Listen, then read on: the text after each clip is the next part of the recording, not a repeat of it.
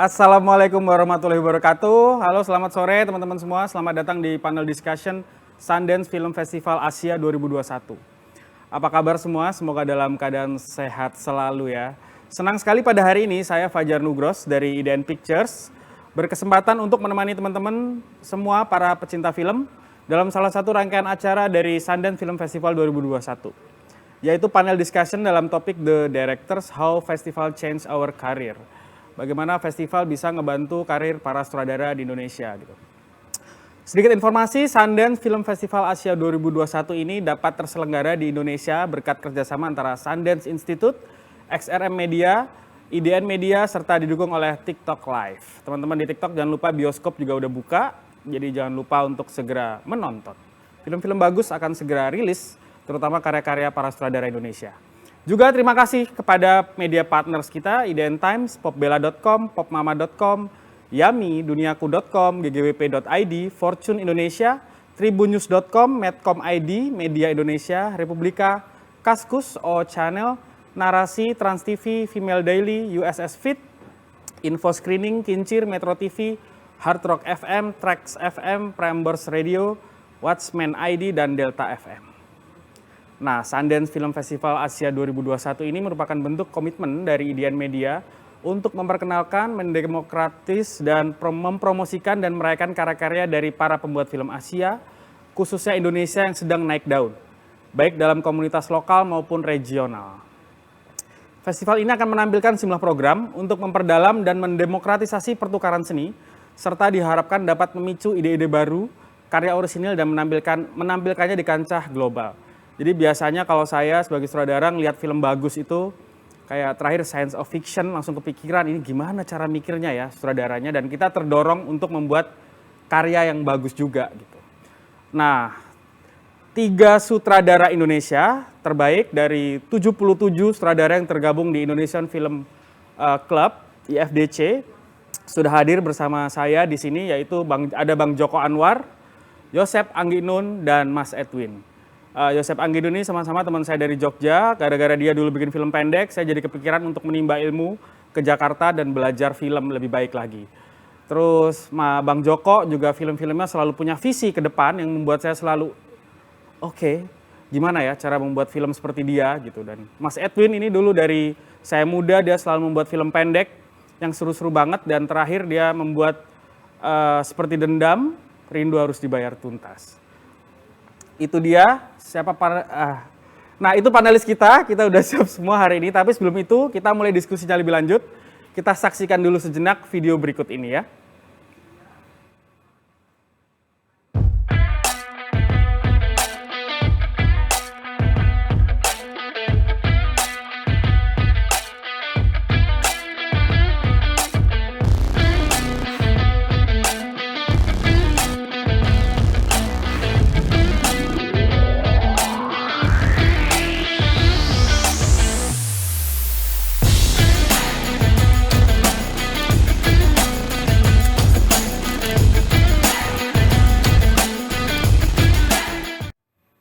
Ya, balik lagi di panel discussion Sundance Film Festival Asia 2021 dengan topik The Directors How Festival Changed Our Career. Acara ini terselenggara berkat kerjasama Sundance Institute, XRM Media, dan IDN Media, serta didukung oleh TikTok Live. Saya mau bertanya pertama kali saya mau nanya dulu ke Mas Edwin. Mas Edwin ini baru balik dari Toronto, muterin filmnya seperti Dendam, Rindu Harus Dibayar Tuntas, dan sekarang masih karantina di sebuah hotel di Jakarta kayaknya. Nah, film ini baru saja memenangkan Golden Leopard di Locarno International Film Festival. Tapi dari sejak dulu saya mengenal dia, karya-karya film pendeknya itu sudah sangat menarik dan unik menurut saya. Ada Kara Anak Sebatang Pohon, kemudian Slow Breakfast, kemudian Postcard from the Zoo gitu. Mas Edwinnya belum nongol ya? Ada. Mas Edwin? Ada. Oke. Nah itu, saya mau nanya nih, sebelum seperti Dendam, Mas Edwin kan udah bikin Posesif juga yang kemudian sangat populer juga rame di bioskop Indonesia gitu. Nah, sebenarnya pemikiran Mas Edwin waktu itu berubah dari film-film pendek, kemudian film-film dari karya sendiri gitu, kemudian bertransformasi ke film semacam posesif kemudian seperti dendam ini awalnya gimana Mas? What was your thinking sebenarnya pada saat itu? Iya, sebelumnya sebenarnya sebelum posesif itu saya belum pernah punya film yang diputar secara luas di Indonesia.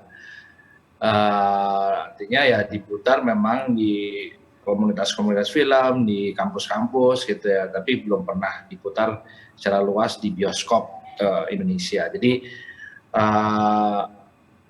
pengennya sih waktu posesif itu memang niatannya untuk membuat film yang bisa diputar di bioskop di Indonesia gitu, dan apa juga saya tuh suka banget sama film remaja gitu, film tentang cinta pertama. Jadi ya kebetulan lah gitu, ini sebuah tribut juga gitu kepada jenis-jenis film tentang cinta pertama. Jadi ya saya buatlah itu si posesif.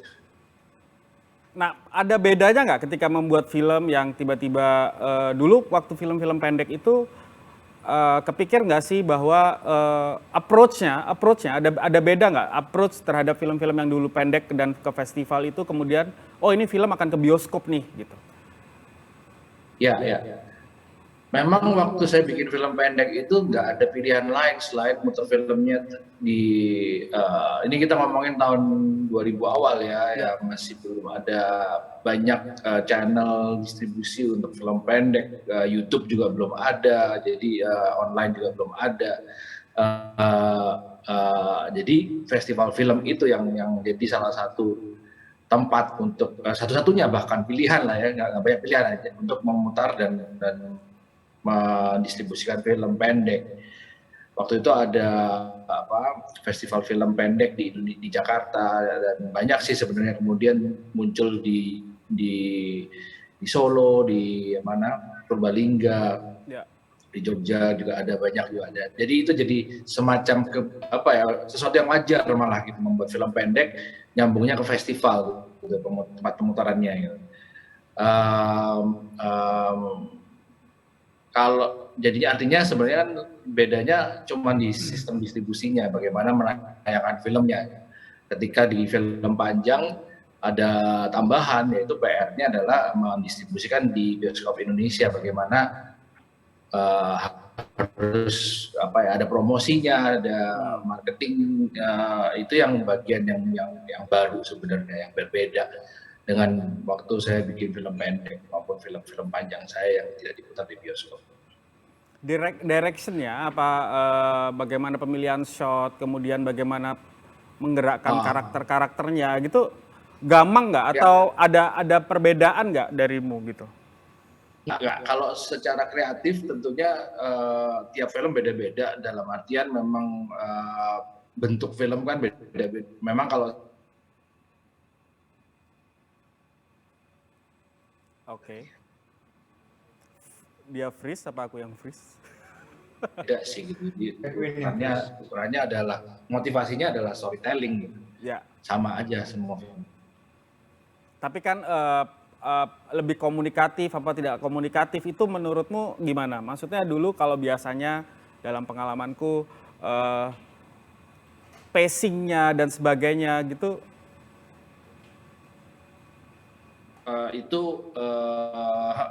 Itu pasti ada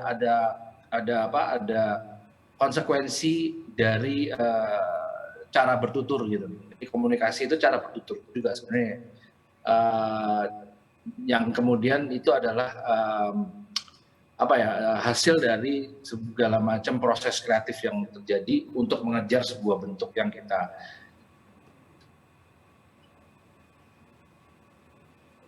gitu, Bros. Ya, oke. Kemudian juga sebenarnya gue mau bertanya ketika dari posesif pindah ke seperti dendam, kemudian kabarnya pilihan mediumnya memakai seluloid film 16 yang belakangan ini sudah tidak dipakai. Apakah ada pertimbangan khusus, Mas? Memang saya belajar film itu dengan medium seluloid. Jadi saya memang tertarik bikin film dari awal gara-gara mediumnya, gara-gara mekanik film itu sendiri, cara teknis merekam gambar di sebuah pita seluloid. Jadi ketika seluloid itu menghilang karena teknologi digital makin di mainstream,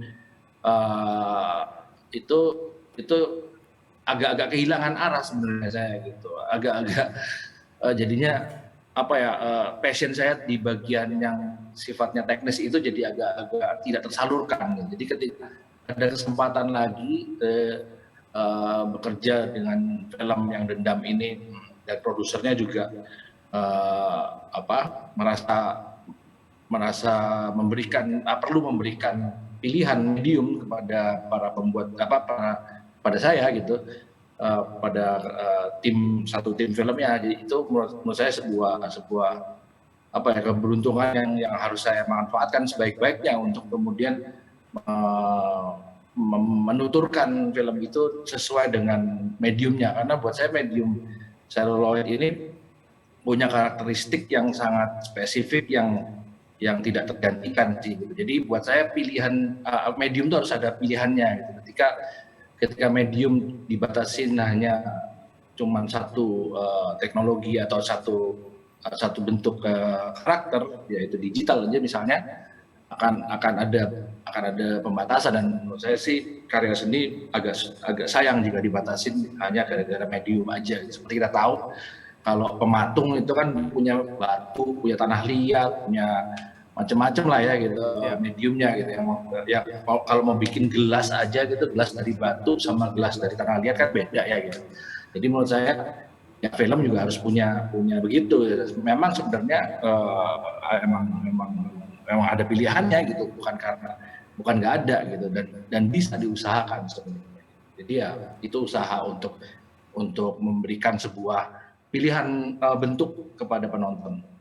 Berarti seperti Dendam menjanjikan experience menonton seperti rasa kita muda dulu ya di bioskop ya, kira-kira gitu ya, dengan pilihan mediumnya. Ya itu pilihan yang berbeda sih mestinya ya, karena kita terbiasa, penonton kita yang sekarang ini minimal di 5 tahun belakangan ini gitu, atau 10 tahun bahkan gitu, yang terbiasa dengan tampilan digital gitu, yang sebenarnya mungkin adalah karakteristik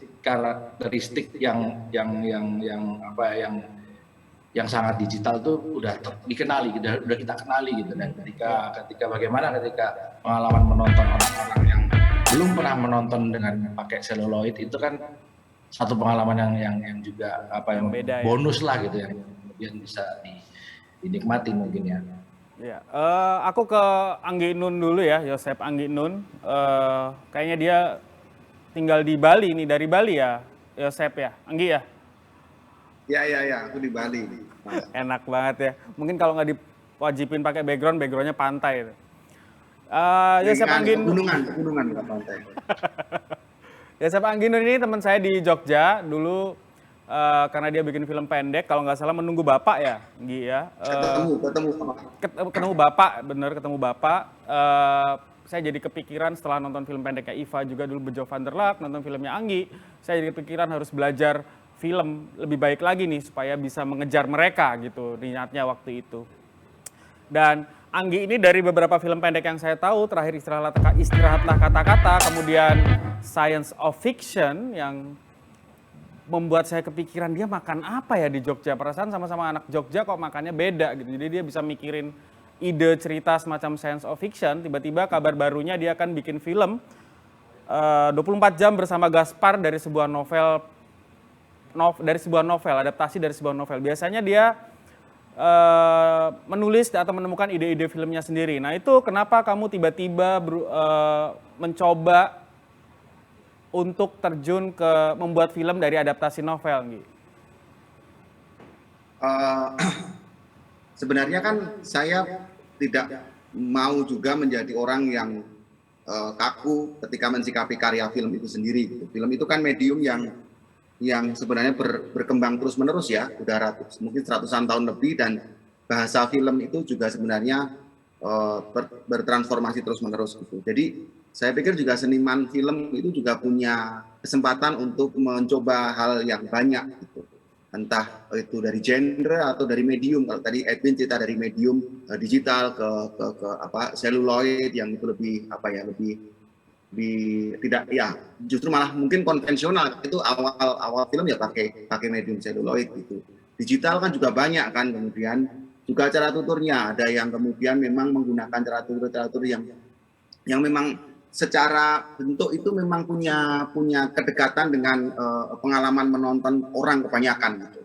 Pengalaman orang ke bioskop untuk menonton film-film yang aksesibel secara cerita dan secara tutur. Tapi juga aku pernah membuat film-film yang mungkin memang harapannya sih sebenarnya banyak penonton. Misalnya aku bukan berarti aku bikin The Sound of Fiction itu cuma pengen ditonton oleh 2.000 orang gitu. Harapanku 2 juta orang kayak gitu. Cuman kan memang juga kita tahu lah sejak awal itu sudah memahami bahwa sama seperti masakan ada peminatnya sendiri-sendiri sama seperti makanan kan gitu. Nah, saya pengen aja mengeksplorasi gaya bertutur, pengalaman membuat film, dan juga mengeksplorasi cerita-cerita yang bisa jadi memang bukan berasal semata-mata dari saya. Tidak saya tulis sendiri, saya ambil dari novel, ditulis oleh orang lain, gitu. Diproduseri oleh orang yang memang punya expert terhadap film-film yang komersial, kayak gitu. Itu membuat saya tertantang untuk belajar, untuk mengeksplorasi diri juga. Itu sih, Jar. Waktu itu ketika muncul Science of Fiction, kepikirannya apa?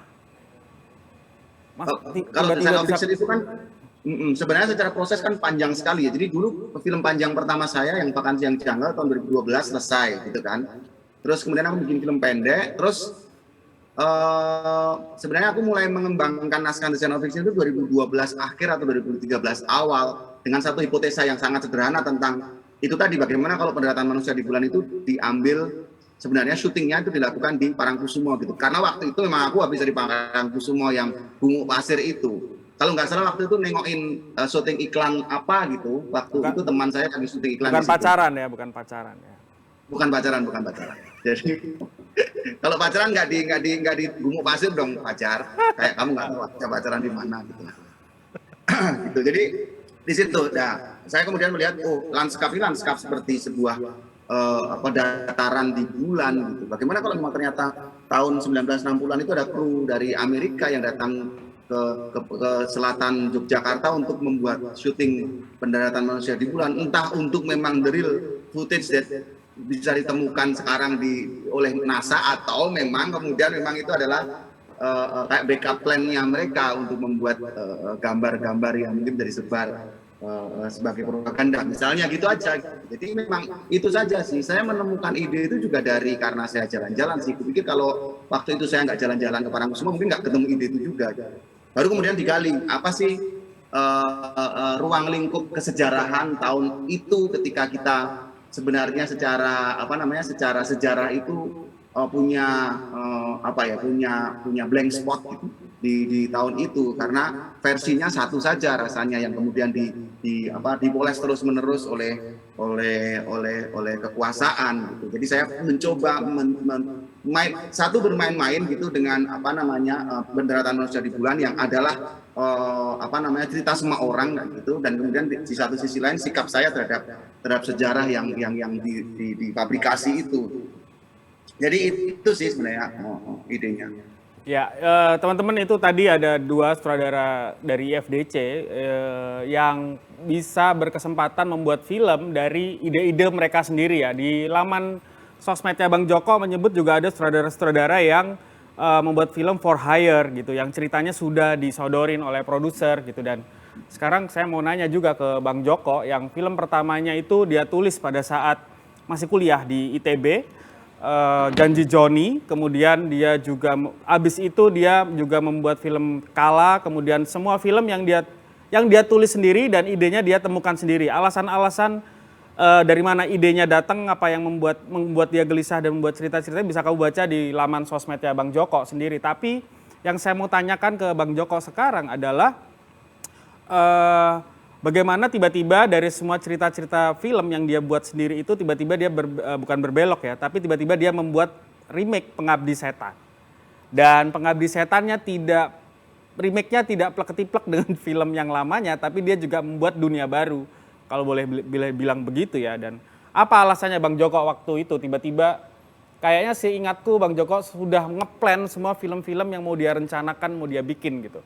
Sampai ke depannya gitu. Tapi tiba-tiba kok ada pengabdi setan di karir Bang Joko. Halo, selamat sore teman-teman semua. Selamat sore Fajar. Terima kasih udah mengundang saya di sini. Tentang pengabdi setan ya. Kalau aku tuh bikin film, kalau kita ngomongin dari mana ide sebuah film itu datang tuh kan nggak dalam satu waktu aja langsung brek gitu ada ide film dari mulai awal sampai akhir gitu ya. Kan ada pencetusnya gitu, ada pencetusnya, kemudian ini akan secara organik terbangun menjadi sebuah cerita yang utuh, baru kemudian jadi skenario gitu. Nah, kalau Pengabdi Setan sendiri sebenarnya aku sudah rencanakan dalam karir aku untuk membuat film horor. Aku tuh suka banget horor, dari kecil tuh nonton film horor di bioskop dari umur 5 tahun. Ketika aku mulai bikin film, aku kepingin sebenarnya bikin film horor, tapi aku belum berani karena horor adalah satu genre yang aku cinta banget, dan aku nggak mau ketika aku bikin film horor is not up to what I want to be gitu. Jadi aku bikin film-film yang lain dulu, Jenny Johnny, film romantic komedi, Kala, film thriller, kemudian Pintu Terlarang, psychological thriller, kemudian Modus Anomaly juga psychological thriller. Ada elemen horor tapi it's not pure horror gitu, not pure genre. Baru ketika tahun 2016, 2017 aku berani untuk bikin film horor. Itu juga sebenarnya keinginan untuk bikin film Pengabdi Setan ini sudah kayak mungkin 2 tahun sebelumnya ya, dari sebelum film itu dirilis. Cuman belum dikasih kesempatan sama Rapi Film sebagai pemegang rights-nya untuk aku filmkan, dan aku harus meyakinkan mereka dengan membuat film pendek sebagai contoh bahwa aku juga bisa bikin film horor gitu. Jadi kenapa bikin film Pengabdi Setan? Karena memang dari awal memang sudah pingin bikin film Pengabdi Setan. Gitu. Bedanya pada saat membuat film-film yang sebelumnya dengan setelah Pengabdi Setan nih, karena teman tiba-tiba itu kayaknya Pengabdi Setan 4 juta sekian, apa Bang? Aku beruntung karena dalam membuat film itu tidak pernah terpengaruh oleh eksternal distraction. Jadi kalau bikin film itu memang ada cerita, kemudian dalam cerita itu ada sesuatu yang ingin aku katakan yang relevan dengan apa yang aku alami sebagai orang yang tinggal di Indonesia, tinggal di bumi gitu ya. Dan itu aku infuse ke dalam cerita aku. Dari mulai Jenny Johnny itu aku sebenarnya nggak berpikir bahwa film ini bakal masuk festival misalnya, atau film ini harus laku sekian, nggak. Aku mencoba untuk bercerita aja sebaik-baiknya. Demikian juga ketika aku membuat film-film yang lain termasuk film Pengabdi Setan. Kalau sesuai dengan topik kita saat ini ya, bagaimana festival mengubah karir seorang sutradara. Kalau aku nggak pernah bikin film itu bertujuan untuk bisa masuk festival. Bahkan kayak film misalnya film apa ya, film Kopi Pemain misalnya, bikin film karena pada waktu itu aku mau bikin film Pengabdi Setan tapi belum dapat juga projectnya dari Rapi Film. Ya udah kita bikin film yang kecil aja yang semampu kita gitu, bersama produser dan beberapa teman termasuk Tara Basro dan Chico Jericho. Akhirnya kita syuting dan ternyata masuk Venice. Kemudian sama halnya kayak film Gundala gitu, bikin Gundala kan ya film kita memang bikin film superhero dan nggak berharap bisa masuk Toronto, ternyata masuk Toronto. Kemudian Perempuan Tanah Jahanam juga sebuah cerita yang udah mau aku filmkan karena sangat dekat dengan apa yang aku alami sebagai manusia. Ada beberapa isu yang ingin aku utarakan lewat cerita Perempuan Tanah Jahanam dan ternyata masuk Sundance. Jadi nggak pernah bikin film tuh mikirnya itu second guessing market, nggak pernah. Apa yang orang suka tuh nggak pernah. Atau second guessing yang disukai oleh programmer festival misalnya, nggak pernah kayak gitu. Jadi bikin film aja gitu. Jadi apakah filmnya nanti kemudian diakui oleh festival, masuk festival, atau filmnya laku banyak uangnya dan kita dapat bonus dan bla bla bla, itu menurut aku should become second gitu. Yang pertama yang harus kita lakukan adalah membuat film karena kita ada sesuatu yang ingin kita keluarkan dalam diri kita, ada sebuah impuls yang kalau misalnya nggak kita keluarkan dari dalam diri kita akan jadi sesuatu yang toxic gitu, membuat kita jaded, membuat kita bitter. Jadi harus dikeluarkan, kita harus berbicara, kita harus bersuara lewat film kita, dan itu yang aku lakukan dalam film-film aku gitu.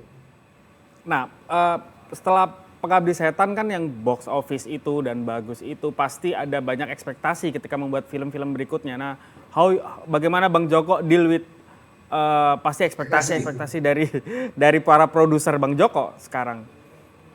Nggak ada ekspektasi, karena gini, dari awal kan aku bikin film tuh nggak pernah sama in terms of cerita atau style of bercerita. Gaya berceritanya nggak sama, ceritanya nggak sama. Yain Joni ke Kala, ke Pintu Telarang, ke Modus, ke Kopi Mama Main, ke Pengabdi Setan tuh beda. Jadi yang orang bisa harapkan dari aku, ekspektasi cuma satu, sesuatu yang berbeda aja gitu. Jadi nggak ada ekspektasi bahwa filmnya harus seperti Pengabdi Setan, filmnya harus seperti Pintu Telarang. Itu alhamdulillah, puji Tuhan, aku nggak punya pressure itu dari penonton. Kalau dari produser, kebetulan aku kerja sama belakangan ini dengan orang-orang yang percaya dengan visi ya. Jadi bukan cuma membuat film untuk ditayangkan secara komersial, tapi mereka percaya visi. Jadi mereka meng-hire aku, Joko Anwar, karena mereka percaya bahwa aku punya visi. Artinya film yang aku hasilkan akan very uniquely made gitu. Akan ada trademark Joko Anwar, walaupun nggak sengaja dibikin trademark, tapi ada sesuatu yang ada tanda tangan aku di situ. Jadi mereka percaya itu, dan mereka meng-hire aku dan bekerjasama dengan aku karena mereka menginginkan itu gitu. Jadi nggak ada ekspektasi lain kecuali do your best Joko and come up with something that you always come up with gitu. Ya. Jadi alhamdulillah itu sesuatu yang sangat liberating sebagai filmmaker, karena nggak ada beban. Filmnya harus laku berapa juta penonton, itu nggak ada. Kemudian filmnya harus masuk festival mana, itu juga nggak ada. Jadi it's free, tapi itu memang harus dikondisikan oleh kita sebagai sutradara. Bagaimana kita mengkomunikasikan apa yang mau kita kerjakan ketika kita memutuskan untuk bekerjasama dengan produser, dengan pemilik PH gitu. Jadi dari awal tidak ada false expectation. Jadi dari awal kita harus duduk bareng dan saling bercerita visi kita apa dalam membuat film, visi kita apa dalam proyek ini gitu. Kalau misalnya aku merasa banyak ya yang sudah terjadi, ingin kerjasama dan niat kerjasama dengan beberapa pihak, produser, distributor, pemilik PH, kemudian kita duduk bareng dan ternyata dari percakapan ternyata kayaknya nggak cocok ya ini, karena yang dia mau mungkin berbeda dari apa yang aku mau dalam membuat film. Jadi ya baik-baik kita putuskan untuk tidak bekerja sama gitu. Pelajaran juga, karena nggak selamanya seperti ini. Ada beberapa waktu dalam karir aku di awal-awal yang tidak ketemu gitu ya, karena mungkin tidak dikomunikasikan dari awal. Jadi aku mungkin berbeda dari kalau Angginun sama Edwin, dia punya partner produser ya dari dulu gitu, yang selalu sama. Yosef Angginun punya terus Edwin punya Meiske, Denny Meiske, dan selalu sama visinya. Tapi aku kan berbeda-beda PH-nya. Baru beberapa waktu belakang ini aku punya partner producing yang selalu sama, which is Tia Hasibuan, dan kita selalu sama visinya. Jadi menavigasi karir itu memang sesuatu yang harus dimiliki oleh sutradara kayak supaya bisa berkarya dengan terliberasi gitu. Kalau Mas Edwin gimana? Pada saat dulu bikin film-film pendek, kemudian sekarang film yang tayang di bioskop gitu, ada nggak partner-partnernya? Gimana bisa berkomunikasi dengan partnernya? Ada perbedaan nggak? Ya dulu kan pada saat film-film pendek mungkin kan itu cerita sendiri. Kemudian yang pertama, apakah memang ceritanya sudah di-plan ke festival, atau kemudian yang sekarang kan tidak kayak seperti Dendam ini, apakah dari awal sudah didesain untuk ke festival, atau seperti Bang Joko tadi ya bikin film aja gitu. Dan bagaimana perubahannya ketika dulu berkomunikasi dengan produsernya, sekarang kan pasti produsernya lebih industri gitu. Sebenarnya produsernya sama aja saya selalu kerja sama Meiske, ada satu lagi juga sama Edi. Sejak Posesif saya kerja bertiga gitu ya. Dan ya seperti yang Joko bilang juga gitu, untuk membuat sebuah film ini kan perlu ada kerjasama gitu ya, yang harus diikat oleh satu kesamaan visi di antara berbagai macam orang ini gitu. Khususnya kerjasama antara sutradara dan produser itu emang perlu visi yang sama-sama saling mendengarkan lah gitu ya. Itu yang kemudian menjadi pegangan kita untuk membuat film. Untuk kemudian pertanyaan mengenai plotting ke festival, saya rasa itu juga tiap filmnya itu kan urusannya sama distribusi kan, bagaimana mendistribusikan filmnya gitu, dan nature dari tiap film itu berbeda gitu. Mengembangkan film kan juga beda-beda gitu kan. Untuk Dendam ini sendiri memang dari awal itu, dari sistem pendanaannya aja udah merasa perlu melibatkan koproduksi internasional. Dan koproduksi internasional ini yang punya, jadi skema financing yang melibatkan sistem koproduksi internasional ini memang punya karakteristiknya tersendiri yang karena ya harus cari funding dari tiap berbagai negara itu. Kemudian masing-masing produser kan juga punya ekspektasi dan juga bagaimana mereka ingin mendistribusikan filmnya gitu, dan di negaranya masing-masing gitu. Dan memang paling masuk akal dan paling efektif itu melihat festival film sebagai pasar utamanya, artinya sebagai starting point dari pasar distribusi film internasionalnya ini gitu. Film ini, Dendam ini ada 3 negara, Indonesia, Singapura, sama Jerman. Ada tiga co-producer yang di masing-masing negara itu. Masing-masing ini kan pengen mendistribusikan filmnya di negaranya masing-masing gitu ya. Dan sekali ya, dengan menggunakan festival sebagai awal mula memperkenalkan film ini atau mempromosikan film ini, itu jadi lebih masuk akal dibandingkan kalau bekerja sendiri-sendiri. Jadi sekalian aja disatukan memperkenalkan film ini dengan mencari world premiere di festival yang cocok dengan filmnya gitu, yang bisa memperkenalkan film ini se-efektif mungkin sehingga bisa membantu strategi promosi distribusi dari masing-masing produser. Ini kalau menurut saya memang festival tuh lebih dekat ke produser sih gitu. Pilihan melihat festival film untuk distribusi itu sangat kuat gitu. Artinya memang festival film itu punya aspek apresiasi, ada edukasinya juga gitu ya. Tapi juga jangan lupa di situ juga banyak mesin-mesin yang membuat bisnis film itu juga jalan, dan itu semua juga berkumpul di festival film. Jadi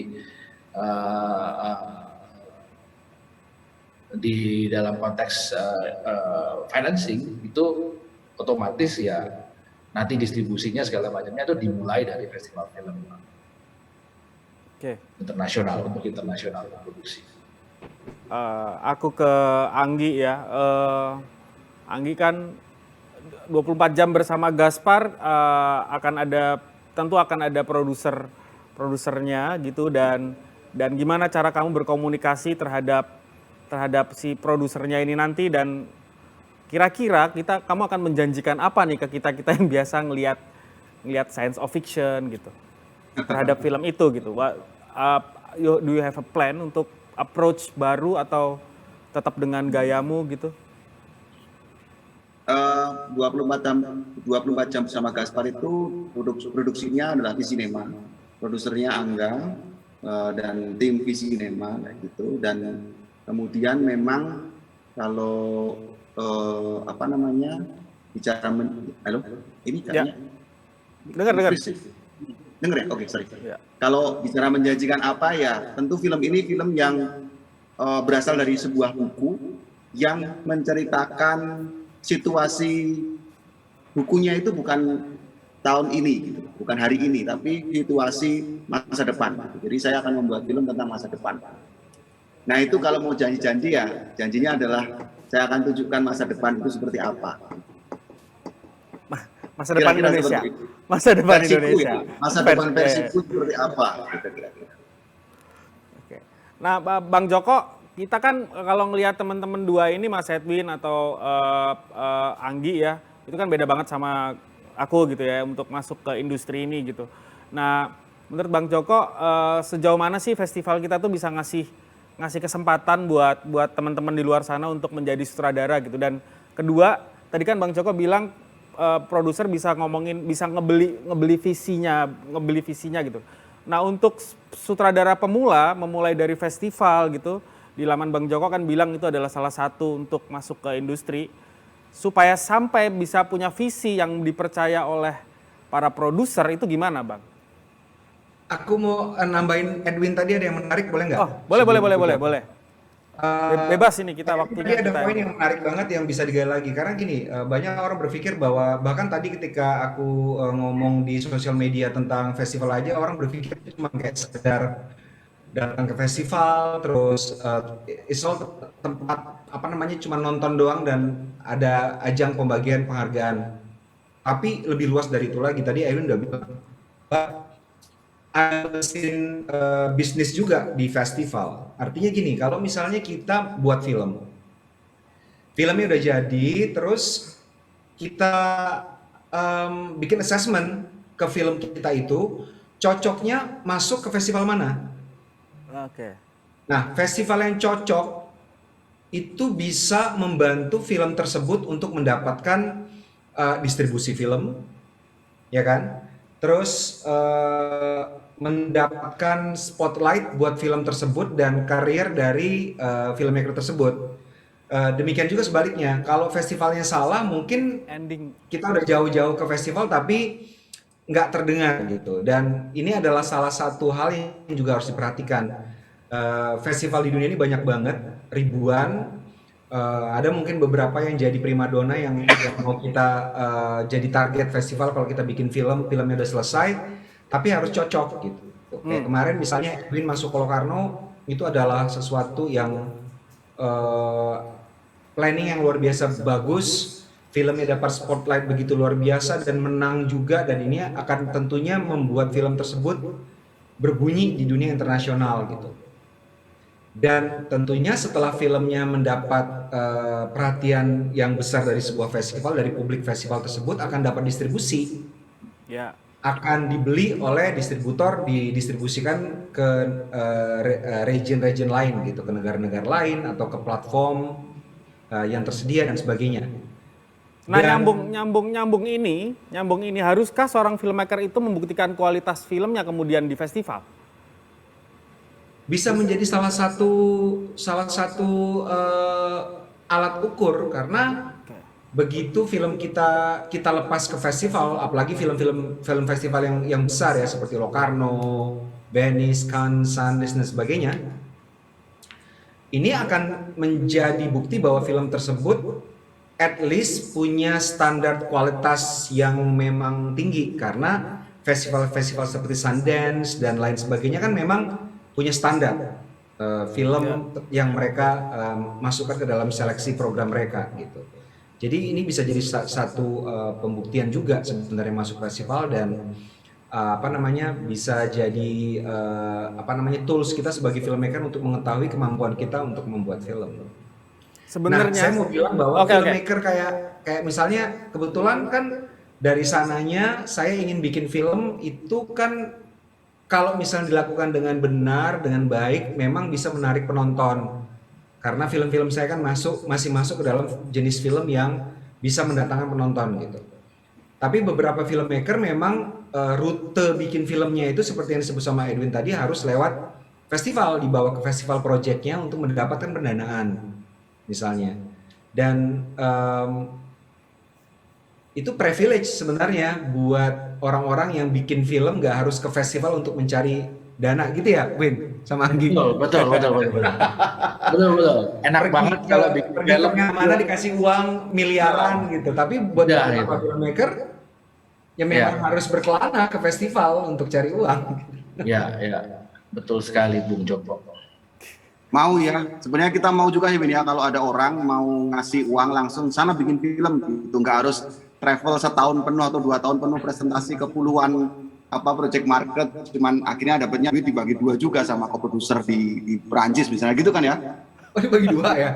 Wah, baru Ya, tahu. maksudnya tetap ada spending obligation kan, tetap harus Oh, iya. harus meskipun kita dapat CNC misalnya itu spending obligationnya juga akhirnya harus dihabiskan untuk ini di Prancis juga kan untuk service di Prancis juga. Ya.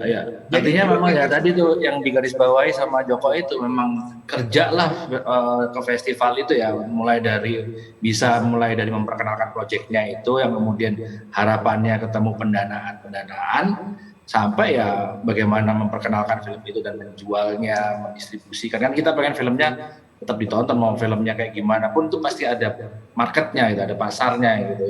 Yang harus kita kerjakan, itu PR yang harus kita kerjakan selama di festival film. Sebenarnya ada nggak Dan sih dibantu kriteria? namanya festival menemukan ininya. Jadi orang-orang kayak Edwin, Joseph Angginun itu adalah warrior sebenarnya, kayak pejuang perfilman, karena mereka bikin film nggak cuma datang ke PH Ya, kasih uang gitu, 20 miliar bikin film. Science Tapi of mereka Fiction cari dari uang sendiri di festival. Science of Fiction dari 2012 itu kan energinya gimana kamu maraton sepanjang itu tuh? Iya. Ya sebenarnya aku nggak mau juga terlalu lama sih gitu. Masa bikin film mau kayak pemilu ganti presiden aja 5 tahun sekali gitu. Kalau bisa itu ya bikin film itu setahun sekali atau syukur-syukur setahun 2 gitu, mungkin nggak jadi sprint gitu, terus kemudian endurance-ku itu juga teruji sebagai seniman film itu juga teruji gitu. Kalau bicara yang design of fiction, ya ampun itu dari 2012 masuk mana ke project market, presentasi satu hari. Bang Joko juga kayak gitu juga kan Bang, waktu kita di Busan sama-sama presentasi sehari 12 orang gitu ngomongin hal yang sama selama 4 hari 5 hari gitu. Kan kadang bosenin juga ya gitu. Terus tiba-tiba kita nggak dapat apa-apa juga dari 5 hari di situ gitu. Tapi itu kan sesuatu hal yang kadang-kadang nggak bisa kita publish ya. Kita bisa publish kalau pas red carpet, iya asik sih, wah red carpet gitu. Tapi yang meeting 12 kali satu hari kayak gitu itu mau dipublish apa yang menarik, kan nggak ada orang yang mau ini juga gitu, mau lihat itu sebagai keberhasilan, karena toh kita juga lagi berjuang. Ya kalau berhasil, kalau enggak ya bisa jadi enggak gitu. Nah sebenarnya Jadi itu Nugros, tadi kan ini kan judul kita kan How Film Festival Change Our Careers kan. Ya. Nah, beberapa dari kita tuh bukan di change karirnya sama festival, tapi dibuat gitu, karena kita bisa bikin film karena dari festival. Ya nggak, Win? Anggi? Ya, menurutku ya sih, dan menurutku sebenarnya saya kok yakin ya teman-teman yang kemudian memang lahir dan besar dengan cara seperti saya atau mungkin Edwin gitu, itu tuh juga kalau saya pribadi sebenarnya berharap agar ada juga produser Indonesia yang kemudian juga melihat bukan karena maksudnya gitu. Ya aku tuh juga memungkinkan untuk bikin film yang banyak ragamnya gitu. Jadi gimana ya, kayaknya itu angker banget gitu rasanya. Oh, dia kan di festival film, enggak juga sih. Kalau ada kesempatan sih aku sih mau banget gitu loh. Itu makanya tadi pertanyaanku ke Bang Joko, bagaimana tiba-tiba dia bisa membuat sepanjang film, produser bisa percaya terhadap visinya dia. Apa yang dia lakukan di awal-awal dulu gitu sampai. Terus kedua, apakah kalau dengar sangat dari festival ke festival sampai 12 kali presentasi gitu, di Indonesia emang society kita gimana, perfilman kita kok sampai tidak mau ngelihat science of fiction mungkin gitu. Baru belakangan ini aja kan ada Star Vision yang mau support Uni gitu, mau ada Palari yang support seperti Dendam gitu. Gimana tuh Bang? Gimana supaya produser percaya sama kita ya? Iya, ini tadi kan si Anggi bilang kita juga mau sebenarnya gitu. Di Idean Picture sih percaya sama Anggi dan teman-teman. Nanti Idean Picture bisa Anjir. ngobrol. Nanti WhatsApp ya. grup Ya, ngobese. Rano banyu nih. Sri Mulat. Oke. Sebenarnya intinya, poinnya adalah kuncinya adalah mencari partner yang satu visi. Ya. Misalnya ketika bikin film tertentu gitu. Kalau misalnya dia berharap film ini ternyata, kan kita kalau bikin film kan kita udah kebayang ya. Misalnya bikin film science fiction gitu ya, Anggi ya. Kan aku yakin Anggi berpikir ini filmnya pasti laku 5 juta, kan nggak mungkin 5 juta penonton juga gitu, karena dari cara storytellingnya mungkin lebih mature, lebih lebih membutuhkan konsentrasi dan fokus ketika menonton ketimbang film yang ditonton bisa sambil bobok-bobok sambil kerja gitu, sambil masak dan sebagainya. Jadi di awal-awal tuh ya harus secara jujur bilang aja bahwa misalnya ini film akan lebih gampang diakses oleh penonton, atau film ini akan lebih sulit diakses oleh penonton kebanyakan. Jadi kita nggak bisa bohong ke produser, karena kan banyak juga pemilik PH yang mereka juga masih baru, jadi belum tahu bagaimana how pasar works di Indonesia. Kalau misalnya kita bilang ini film bakal ditonton 6 juta penonton, tapi ceritanya actually much more for mature audience gitu. Jadi harus betul-betul kita jujur ceritanya, dan kita juga harus punya track record yang yang baik. Artinya gini, ketika kita ngomong kerjasama sama seorang produser atau PH, ekspektasinya sama, filmnya mungkin nggak laku-laku amat atau mungkin nggak laku, tapi dia senang sama filmnya, sama hasilnya, karena ekspektasi dia segitu. Dia akan berbicara dengan orang-orang di industri lainnya bahwa ini filmmakernya oke, dia bikin film walaupun nggak terlalu laku, tapi aku senang sama hasilnya dan sesuai dengan apa yang dia presentasikan di awal. Jadi percaya juga nanti produser yang next mau kerjasama dengan kita ketika kita bilang film ini lebih aksesibel dari film kita sebelumnya, dia percaya gitu. Jadi harus punya reputasi itu sebagai orang yang bisa dipercaya. Tadi pertanyaan kedua kan tentang ini ya, apa tadi? Society enggak, sebenarnya di seluruh dunia sebenarnya sama. Maksudnya Api Chatpong juga yang udah luar biasa hebat, tetap juga harus, dia juga masih ke EPM Busan juga kan ya.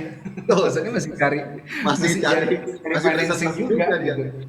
Jadi bukan berarti society kita jelek banget, nggak melihat film-film yang lebih art house atau yang tidak mainstream, tapi memang that's how the world works gitu. Begini, saya mau nambahin Joko tadi yang itu mengenai si society itu, bukan berarti Indonesia nggak bisa gitu ya, atau susah gitu kita mencari produser yang bisa 100% mendanai film kayak science fiction misalnya. Di dunia ini menurut saya sih, menurut yang penglihatan saya sejauh ini, memang bisnis film itu modelnya cuma dua gitu, yang memang satunya yang full investasi gitu ya, artinya memang modal gitu yang harus bicara gitu, yang harus dipertanggungjawabkan gitu ya. Seperti di Indonesia ini kebanyakannya artinya ya berapa budget yang dibutuhkan untuk membuat film itu, kemudian gimana caranya ngebalikin atau mencari untung dari itu, dari filmnya gitu. Dengan model distribusi yang ada sekarang di sini gitu. Kalau bisa malah didistribusikan dari luar sebagai bonus, tapi pemikirannya adalah balik modalnya di sini. Itu satu model bisnis yang lazim juga kita temui di Amerika juga. Dua yang memang sifatnya didukung oleh pemerintahnya gitu, untuk membantu film-film yang dianggap tidak punya kekuatan dalam arti mencari penonton, jadi nggak mungkin bisa balik modal hanya dari jualan tiket aja, jadi harus disupport gitu.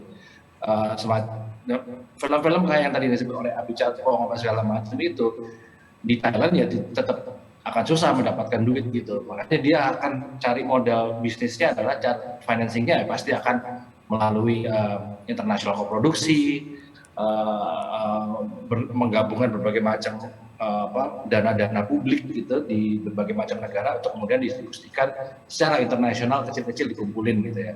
Tapi ya tentunya Api Cakpong udah sangat gede lah gitu ya. Tapi itu contoh yang paling suksesnya, paling banyak ya kayak kita ini lah ya, ya yang emang melihat itu sebagai satu model juga gitu. Jadi ada dua pilihan ini nih gitu,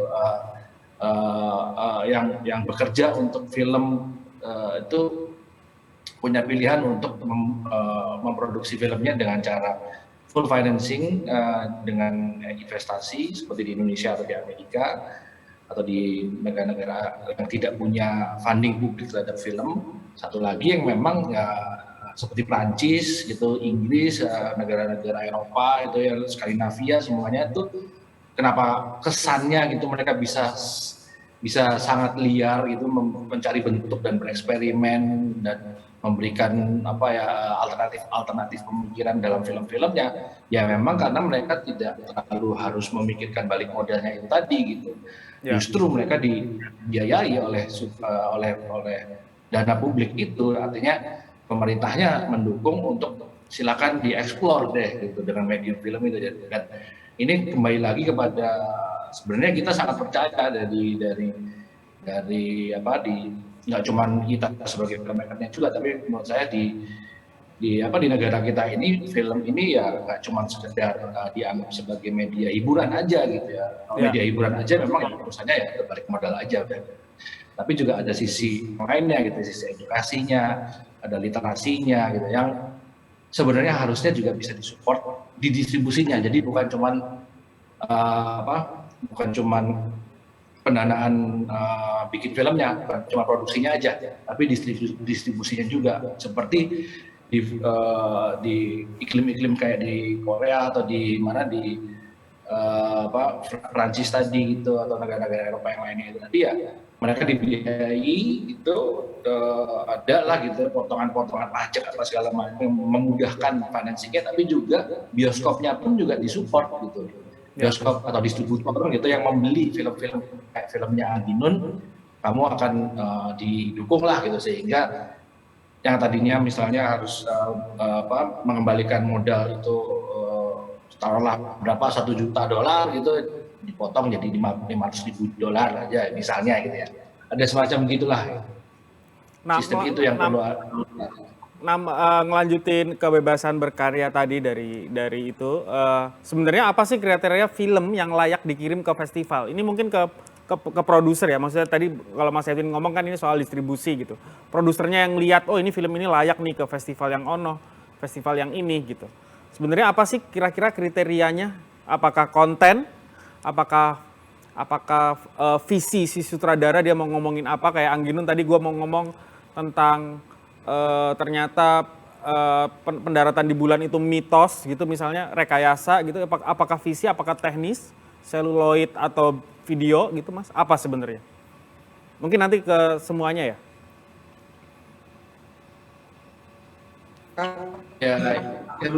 Nih.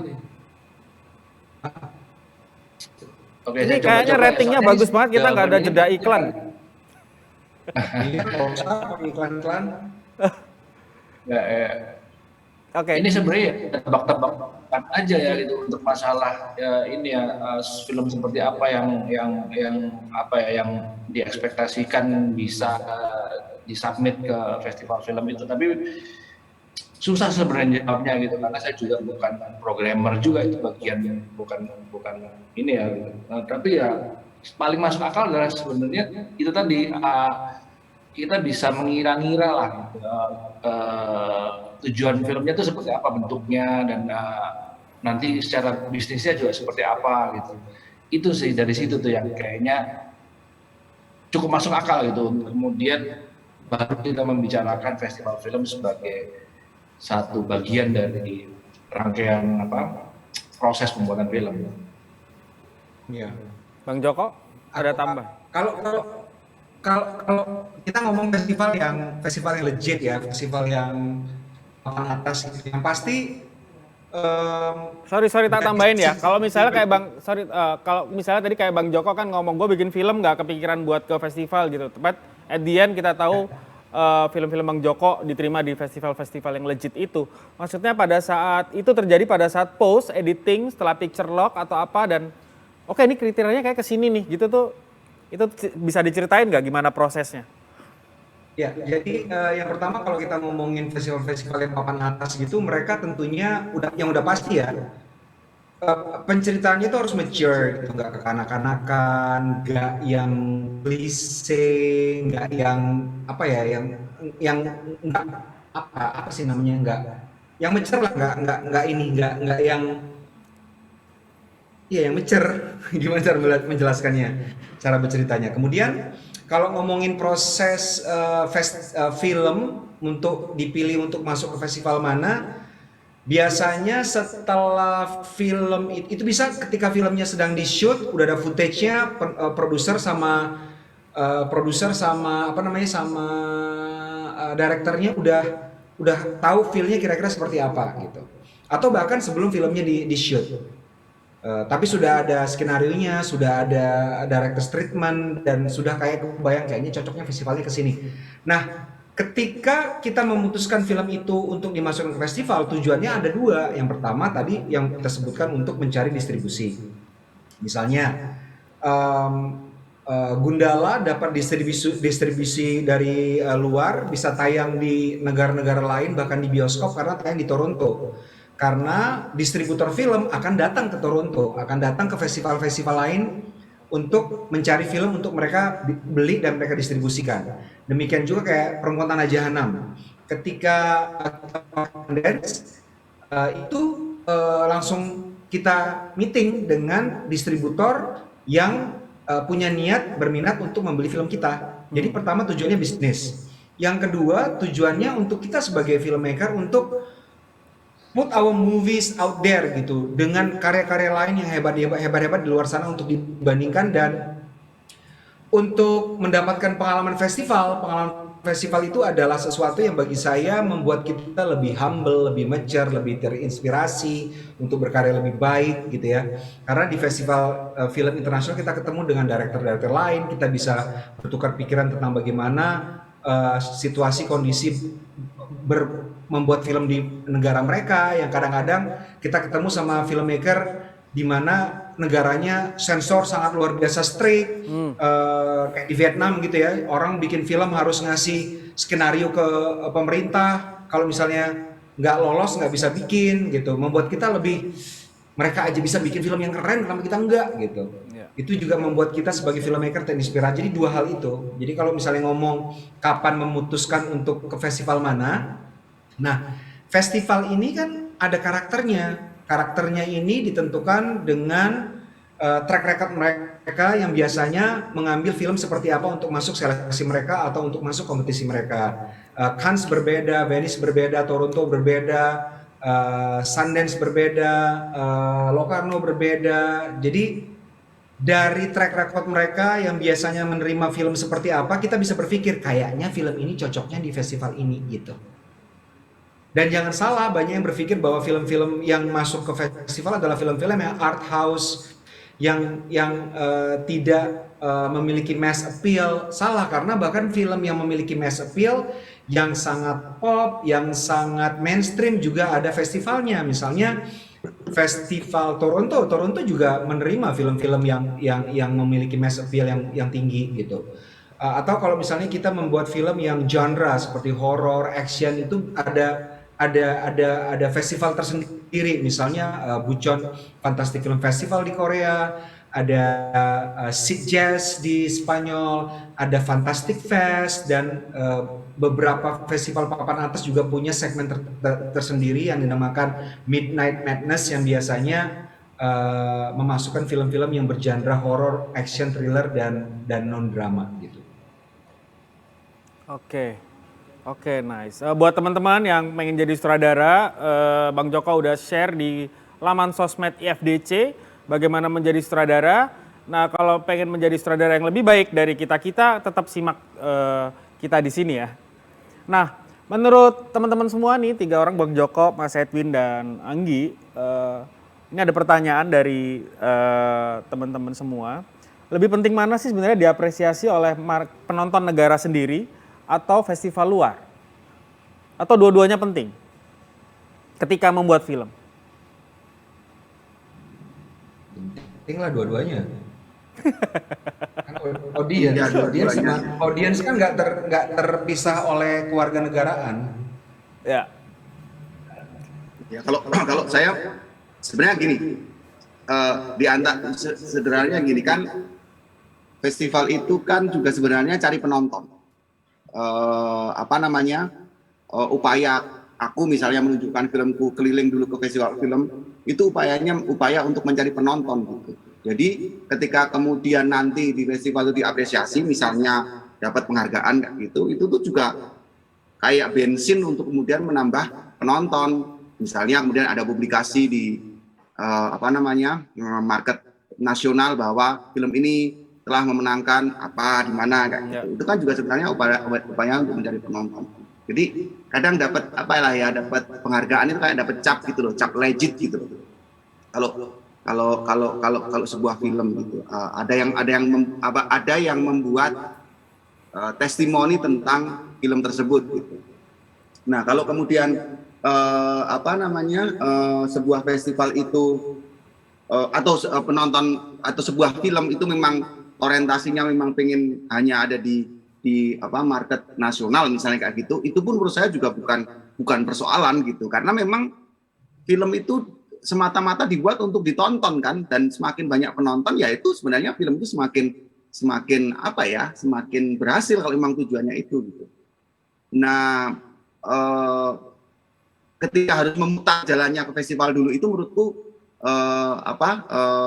upaya macam kami supaya resource publikasinya itu juga terbantu ketika kita presentasi di market nasional gitu.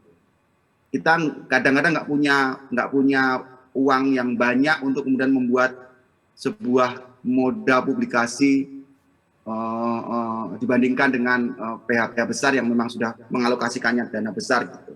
Kayak saya misalnya Son of Fiction ketika jadi kemudian diulas oleh beberapa media, terus menang di Tempo, festival film Tempo gitu ya, itu kan penghargaan sih, bukan seperti itu ya. Kemudian diulas berhalaman-halaman gitu kan di Tempo gitu, itu kan juga atau yang jelas itu, yang paling jelas dulu waktu istilah kata-kata gitu, itu juga amunisi juga untuk kemudian jadi publikasi gitu. Jadi kayak ada yang membantu publikasi gitu loh kalau saya, sesederhana itu sih. Ya. Aku loh yang nulis di Tempo. Aku ingat kamu telepon aku waktu itu duduk di bawah pohon mangga di depan rumah ibuku pas telepon itu. Yang minggir. Oke. Kayaknya itu dulu segmen ya. Kita habis ini masih ada tanya jawab dari beberapa pertanyaan ya. Bagaimana nanti aku akan bacain beberapa pertanyaan dari teman-teman yang udah nanya untuk ditanyakan ke para pembicara kita. Namun sebelumnya kita break dulu, saya mau ngisi air dulu nih di gelas. Tunggu ya teman-teman, nanti kita balik lagi.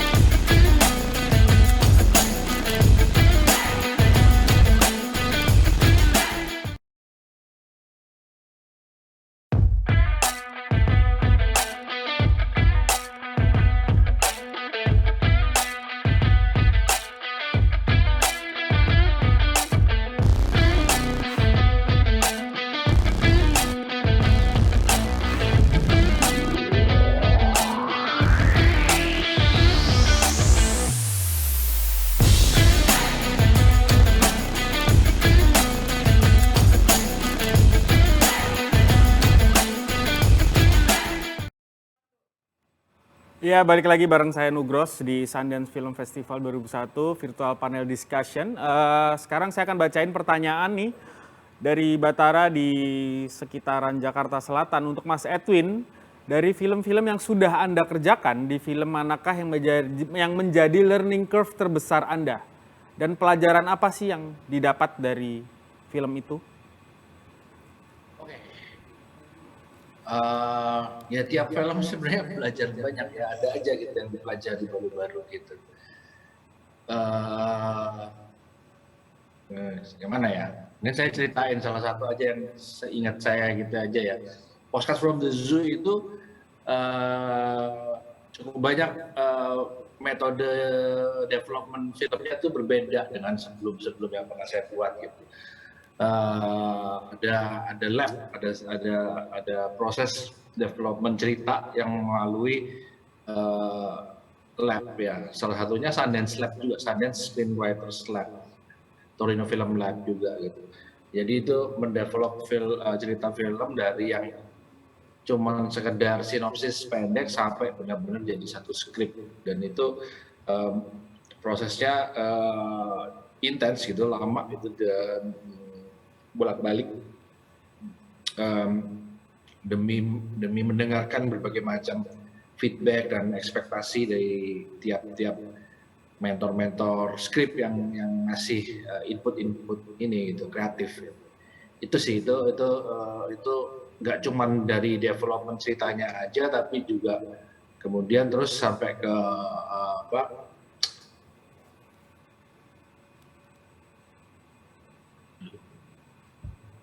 Halo? Halo? Ya, dengar kita. Sampai ke kesadaran mengenai pemikiran kreatif di balik distribusi film. Itu sih film Postcard. Kalau boleh nanya, kenapa selalu Lada Sheryl, Mas Edwin? Ini pertanyaan dari siapa? Dari saya. Oh, ada aja kamu. Tak tambahin. Kenapa selalu Lada Sheryl? Enggak selalu juga kan, yang baru terakhir ini sama beberapa film pendek yang lalu gitu.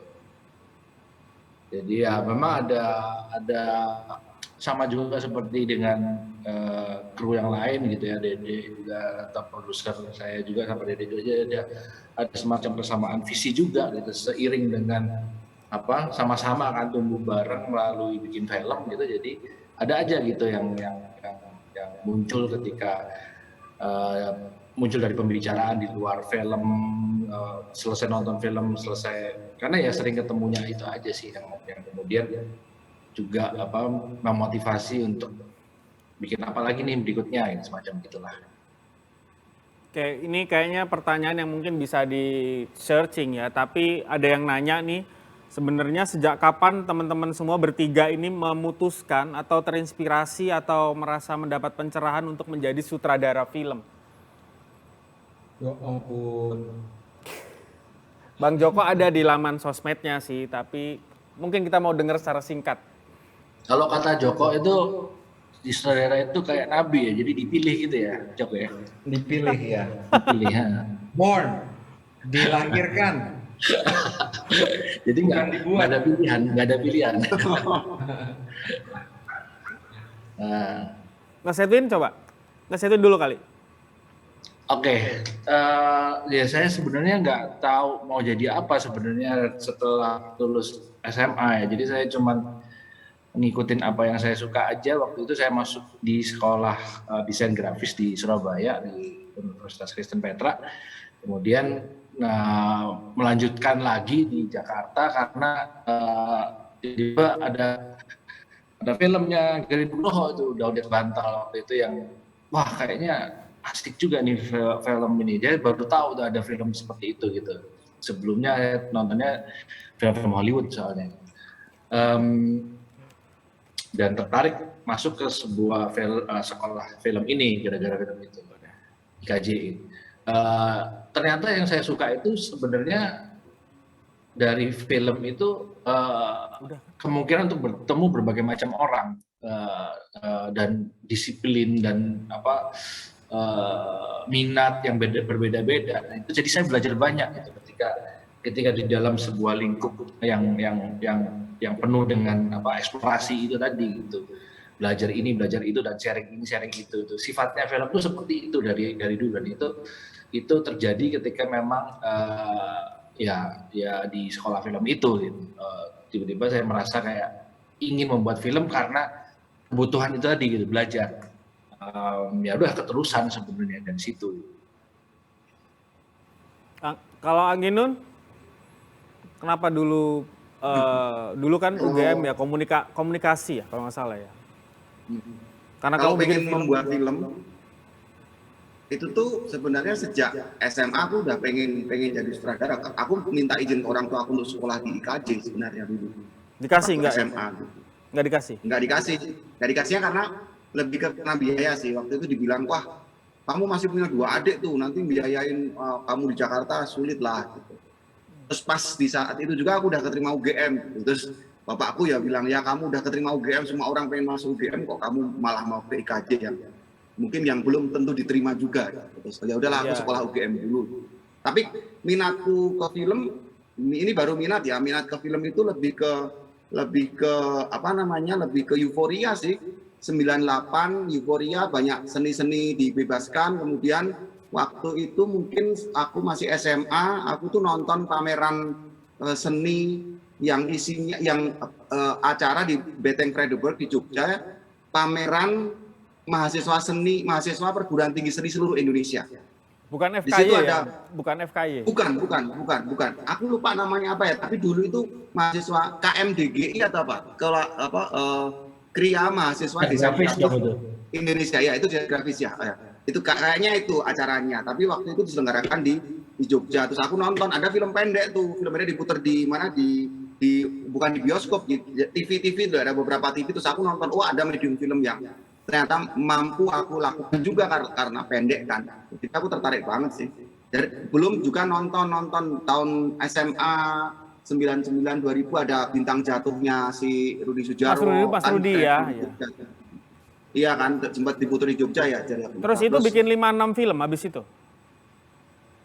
Itu aku bikin film itu sejak SMA. Sejak SMA kelas 3, waktu setelah Eptanas itu aku udah bikin film sama BW Pupaneka. Eptanas? Di sekolahku. Eptanas ya, namanya dulu Eptanas kan. Jadi apa kan setelah Eptanas itu kan jeda ya, nggak ngapa-ngapain. Nah, aku bikin film itu, film pendek. Judulnya Tapi Maaf, yang sekarang udah nggak ada bekasnya. Kasetnya juga udah hilang lah kemana. Iya. Jadi memang minatnya sejak awal sih. Ya karena aku menyukai storytelling sih. Karena suka bercerita, terus kemudian mediumnya juga baru dan euforia.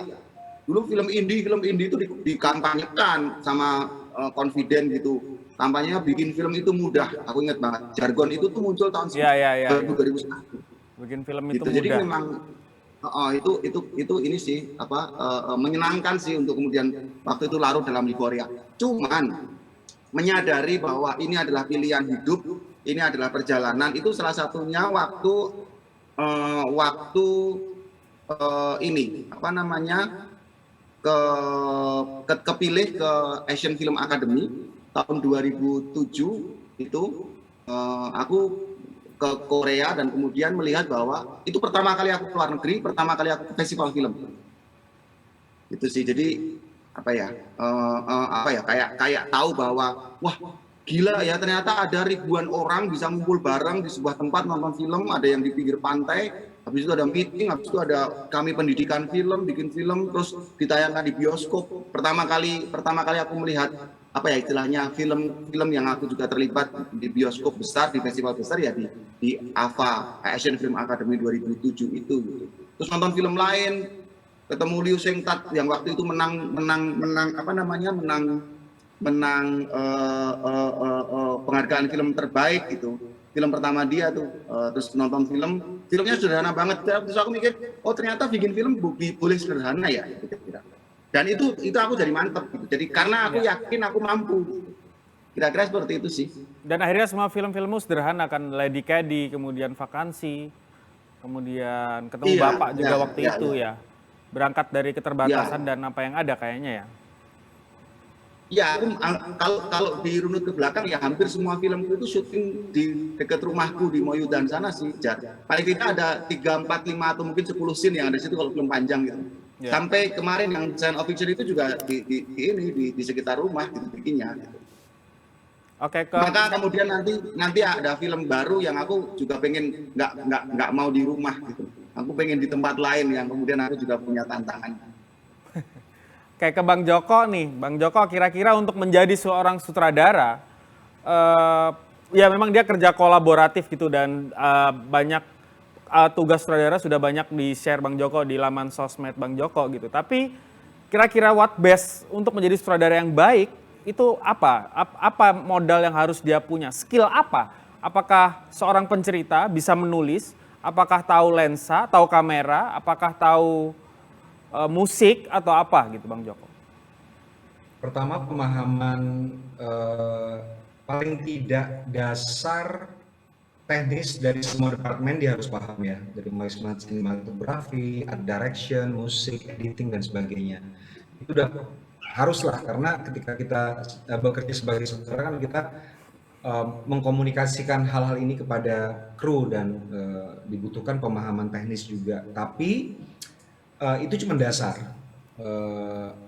Yang paling penting menurut saya, kalau kemampuan untuk bercerita, teknis penyutradaraan itu bisa dipelajari ya lewat buku, sekolah dan sebagainya.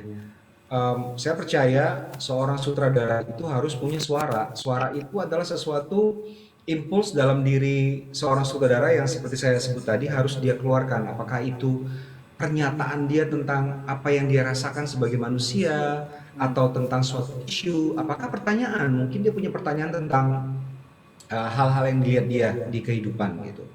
Dan ini adalah api, fuel ya, bahan bakar untuk bersuara gitu, disuarakan lewat film kita apapun genrenya, bisa drama yang serius, bisa komedi, bisa horor, bisa action dan sebagainya.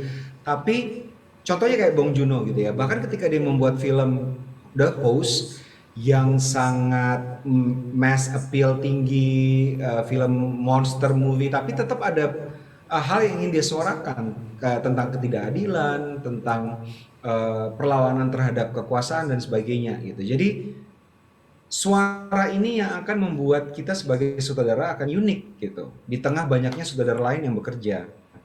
Seseorang yang punya suara ketika dia bekerja, dia akan sustainable karirnya karena orang ingin mendengar lebih lanjut tentang suaranya atau apalagi yang ingin dia suarakan dan cara dia menyuarakan itu lewat film-filmnya. That's very interesting gitu. Beda dengan filmmaker yang tidak punya suara,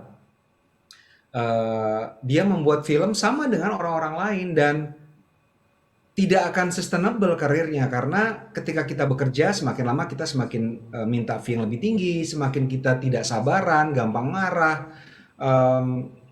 Don't take no bullshit. Kalau awal-awal kita mesti mau kayak ngomong basa-basi, tapi lama-kelamaan kita semakin jaded, semakin yang no bullshit gitu. Pastinya kalau hasil karya kita yang kita bikin sama halnya dengan karya orang lain bisa duplikasikan, ditiru, digantikan dengan karya orang lain yang lebih mudah, dibayar lebih murah, lebih sabar, tentu kita nggak akan bisa bekerja lagi gitu. Dan suara ini penting untuk penonton karena suara dalam film, suara ini perspektif dan perspektif itu membuat penonton gini, kalau misalnya kita sebagai manusia, kita bertemu dengan orang dan mereka bercerita, kita mendapatkan sebuah perspektif. Perspektif ini yang kita gunakan untuk hidup kita, bagaimana kita menghandle masalah dalam hidup kita, bagaimana kita menavigasi hidup kita sehari-hari dalam dunia ini. Perspektif membuat penonton lebih kaya dan perspektif ini timbul karena suara gitu. Ya. Jadi harus punya suara yang lain-lain seperti kemampuan teknis, skill apapun tuh bercerita itu semua bisa dipelajari, ada teorinya, tapi suara sesuatu yang harus kita cari dalam diri kita, sesuatu yang pure, nggak kita cari-cari tapi memang sudah ada dalam diri kita. Nggak mungkin seorang manusia itu nggak punya kegelisahan, tuh nggak mungkin. So that should be the fuel untuk membuat film. Ya, tapi bagaimana ketika seorang sutradara baru gitu misalnya atau lama gitu yang for hire, Bang, for hire gitu dan tiba-tiba mungkin itu berbeda dengan suara dia tapi kesempatan ini menurut dia adalah jalan untuk membuka dia bisa menyuarakan kegelisahannya sendiri. Apa yang harus dia lakukan?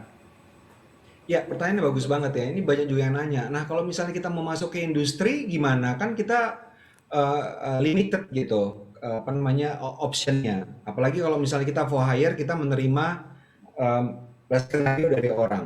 Ya itu pertanyaan dari Kita saya di tetap Jaksel. Dari Nugras di kita Jakarta tetap bisa Selatan. kita tetap bisa bersuara.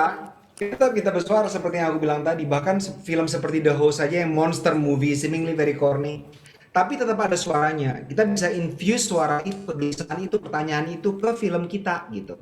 Ya. Apakah itu lewat penambahan skenario, apakah lewat treatment dari bagaimana kita memfilmkan skenario tersebut gitu. Ada pasti kesempatan kita untuk bersuara dalam film apapun yang kita bikin walaupun kita for hire. Gitu sih. Ya, itu. Ya. Oke, sekalian kita sudah sampai di penghujung acara. Kita butuh closing statement dari masing-masing seperti biasa. Kita mulai dari Mas Edwin dulu. Something Oke. yang mungkin... Saya mumpung masih hangat sih menggarisbawahi dari si Bung Joko tadi tentang suara atau voice gitu ya. Itu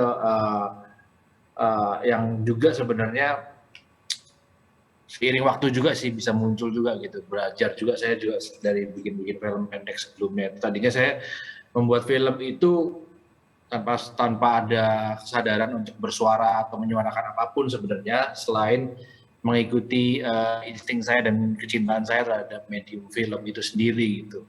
Dari situ pun sebenarnya saya juga masih mencari kenapa saya mau membuat film. Jadi pertanyaan-pertanyaan seperti itu tuh yang terus harusnya digali sehingga kemudian menemukan suara-suara itu tadi gitu. Dalam setiap membuat film itu sutradara bahkan di misalnya kalau kita ngomongin aplikasi funding gitu ya, itu ada satu pointers yang akan diminta oleh siapapun yang urusannya sama festival film atau funding gitu, yaitu adalah director statement.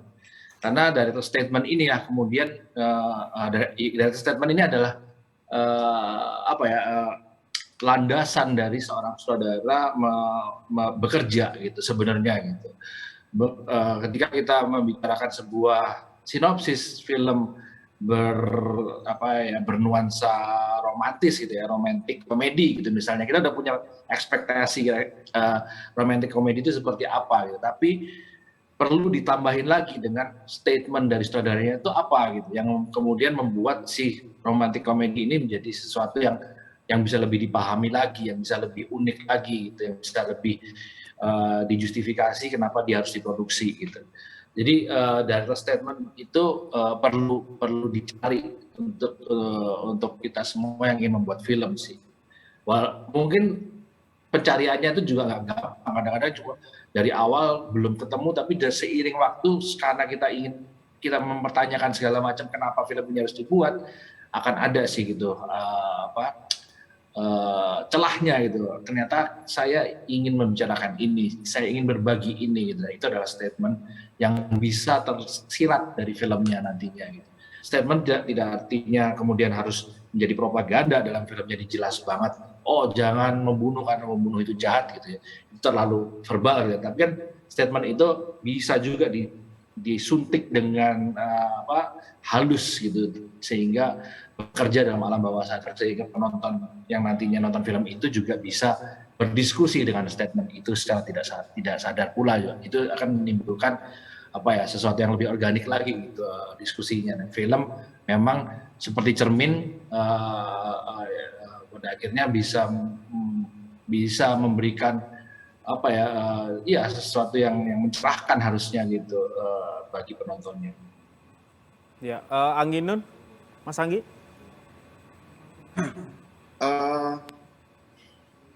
Sebenarnya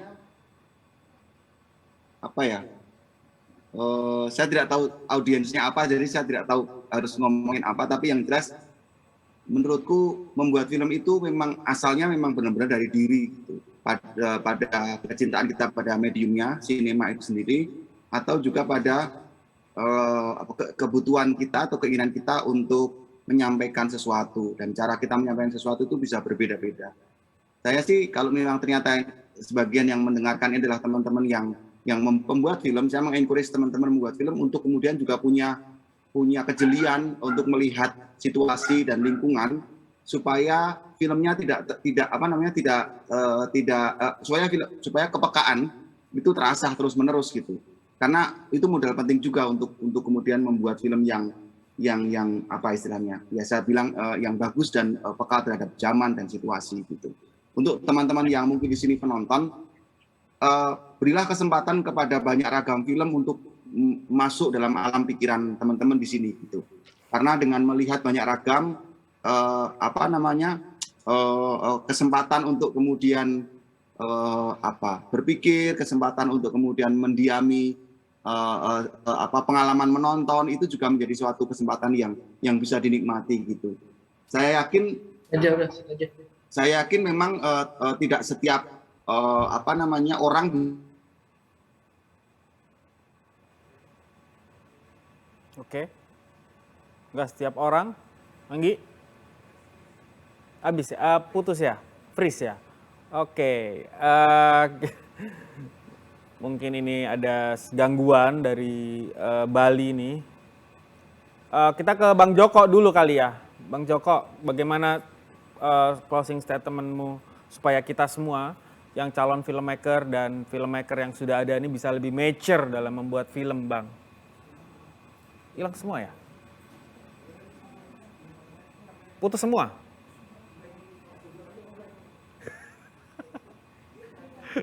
Oh ini udah balik Bang lagi? Joko itu juga punya selalu punya waktu untuk kemudian mencoba menonton bahkan hal-hal yang baru supaya kita kaya gitu. Dan saya pikir penonton ini juga kalau toh misalnya ternyata dari sisi pembuat film seperti saya meminta penonton menonton banyak ragam film itu juga artinya sebenarnya memberi kesempatan moda bercerita yang beragam, apalagi untuk film-film yang mungkin tidak mainstream gitu. Jadi penuhilah pengalaman kita menonton film yang beragam, dan juga kami para pembuat film akan mencoba memenuhi pengalaman menyajikan ragam sinema itu sendiri sih menurut saya. Terima kasih. Mungkin itu yang bisa membuat kita lebih mature ya, Bang Joko ya. Mungkin kita dengerin dulu nih, Bang Joko ini selalu nonton hampir semua film Indonesia. Dan saya mau denger banget gitu pandangan beliau sebagai closing statement-nya, gimana sih film Indonesia ini ke depannya gitu, dan apa sih yang harus benar-benar kita tingkatkan gitu, Bang. Film Indonesia sebelum pandemi terjadi tahun 2019 sedang berada di puncak zaman keemasan.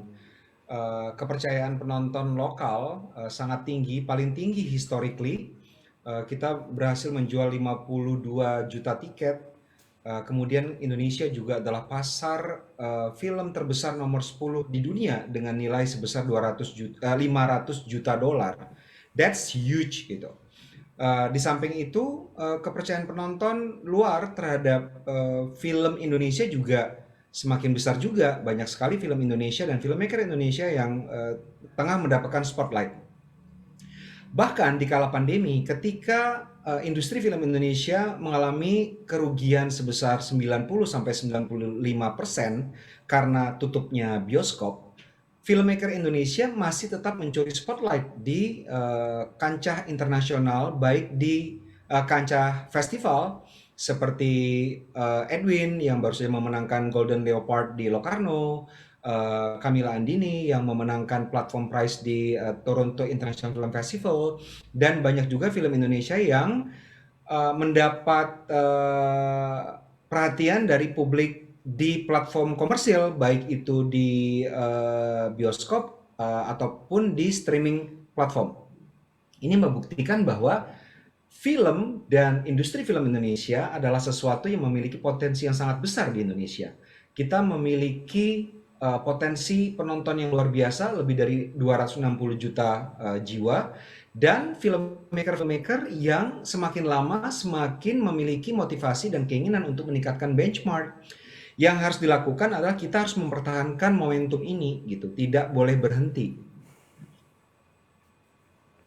Tidak boleh berhenti, dan harus ada film dan filmmaker Indonesia yang tetap menghasilkan karya-karya yang luar biasa dan bisa makin menempatkan film dan perfilman Indonesia di peta dunia.